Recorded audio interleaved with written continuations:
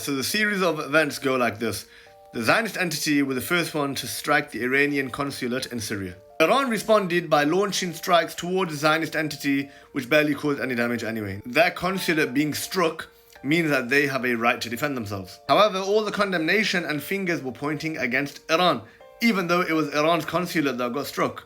What's interesting is, from the 50 nations which gave this condemnation, they are almost all exclusively European or Western nations. Barring Japan, you do not find any notable nation outside of the Western camp, which shows you that nations only have a right to defend themselves if they are in line with the Western agenda.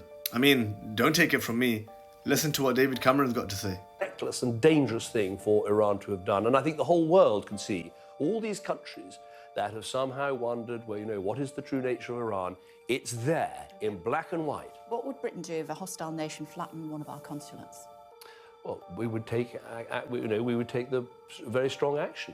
Western nations, very, very quick to point fingers, very, very quick to condemn against anyone that is not in line with their agenda. Where was this condemnation for your Puttar, the Zionist entity? Over 30,000 people unalived, yet not a single condemnation.